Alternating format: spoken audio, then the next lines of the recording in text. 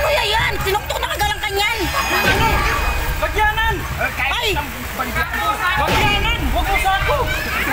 Oh my God! Ram-raman niya yan! Parang bibig ng kabayo. Ang spec po namin, arwana. Siya, sabi niya. Parang pating.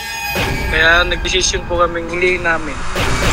Akala ko po nung una buhaya. Bagyanan! Huwag mo sa ako! Masilang pa naman to! Ay! Ram! Ay!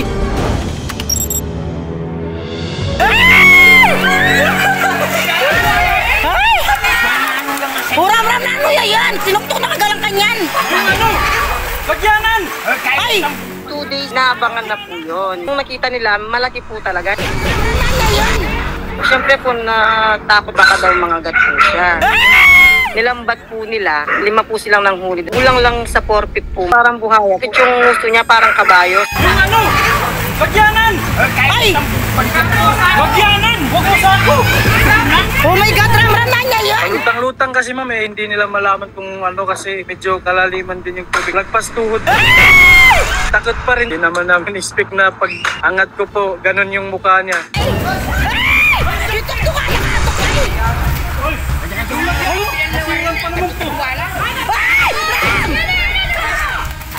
Nung nahawakan ko siya, di ko naman expect na ganun yung bunganga niya pala, pangit. Pag-angat na lang po, yakap po na lang, chinerge po nila, yun yung lumitaw, alligator garfish. Bagyanan! Huwag mo sa ako! Oh my God! Sinuktok ka na katok kayo! Kargula! Kargula! Kargula!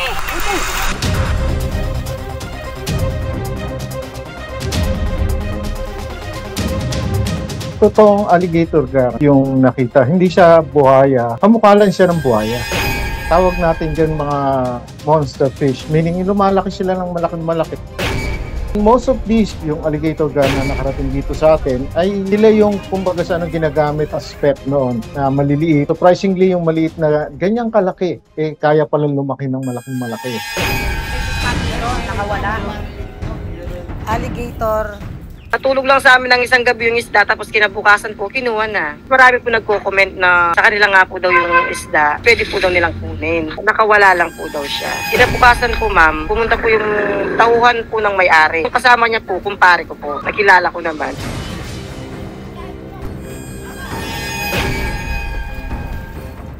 Maraming nga pong nag-aano, dapat daw hindi ko binigay. Sabi ko, sa malit na bagay lang, wala namang problema. Naanod lang po sa tubig.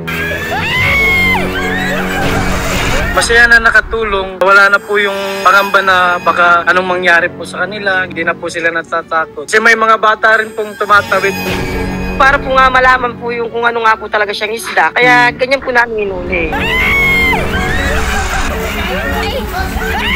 Sinuktok ka na katok kayo! Masilang pa naman to!